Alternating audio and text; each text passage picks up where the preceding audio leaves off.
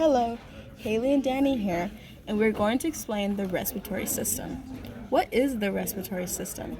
The parts that make up the system include the nose, mouth, pharynx, larynx, trachea, pleura, diaphragm, bronchi, alveoli, and bronchial tubes.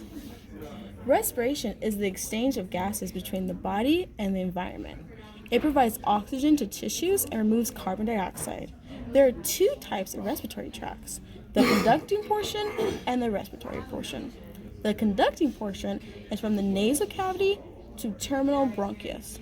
Respiratory portion is from the respiratory bronchioles and alveoli. There are three major functions of respiration: pulmonary ventilation, external respiration, and transport respiration.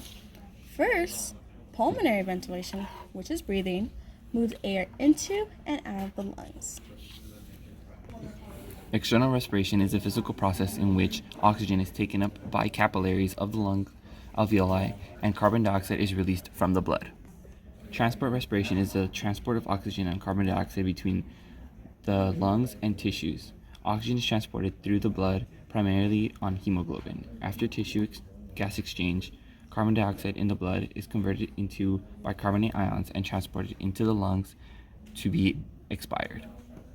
Next, we're going to talk about the structures of the respiratory system.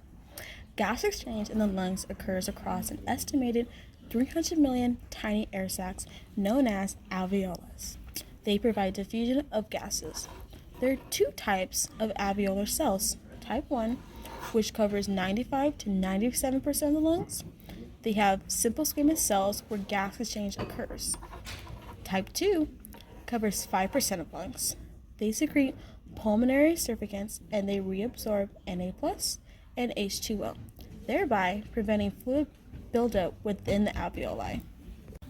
There are three types of pressure in the lungs: intropulmonary pressure, intrapleural pressure, and transpulmonary pressure. Since we know the structures of the respiratory system, let's learn about the pressures. Outside our body, there's an atmospheric pressure, which measures to be 760 milliliters of mercury. And in our lungs, there's a pressure called intropulmonary pressure, which complements the atmospheric pressure, so it's balanced at 760 mmHg. We also have this other pressure called the intrapleural pressure, which is the pressure in the pleural cavity of the lungs at 750 mmHg.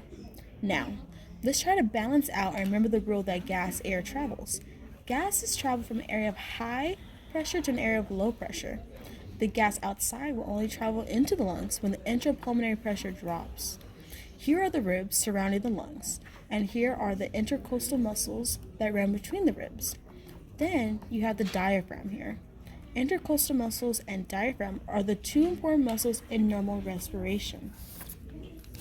So how does the intrapulmonary pressure in our lungs decrease?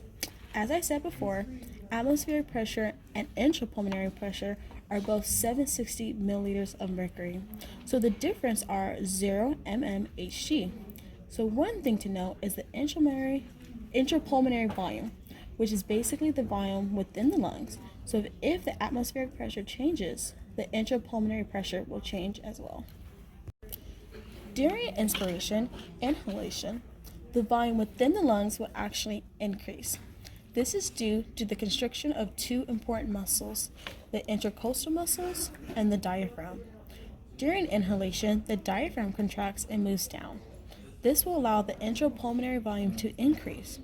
Because this increases, the intrapulmonary pressure will decrease to about 750 milliliters of mercury.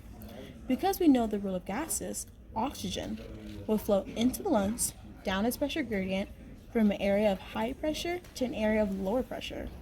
After inspiration, we have automatic expiration, where we breathe out air. What happened here is the intercostal muscles and the diaphragm muscle will move back up to its original place, and this will cause the intrapulmonary volume to decrease again. A decrease in intrapulmonary volume will mean that intrapulmonary pressure will increase and the intrapulmonary will increase to 760 mmHg, one above the atmospheric pressure. Knowing the rule of gases, gases will move out from the lungs into the air outside, down this pressure gradient. From expiration, we have inspiration again, and the cycle continues. When the intercostal cavities contract, there will be a slight net negative pressure within the pleural cavity. Its pressure will be 4 mmHg lower than the intropulmonary pressure. At 756 milliliters of mercury, it has to maintain a vacuum because the lungs need to stay inflated and stuffed. Lastly, we're going to talk about transpleural pressure. To figure out this pressure, you need to minus the intropulmonary and intrapleural pressures. The pressure will increase as the lung expands more. For example, if I take 760 milliliters of mercury of intropulmonary pressure and subtract 756 mmHg from intrapleural pressure, it will give me 4 milliliters of mercury.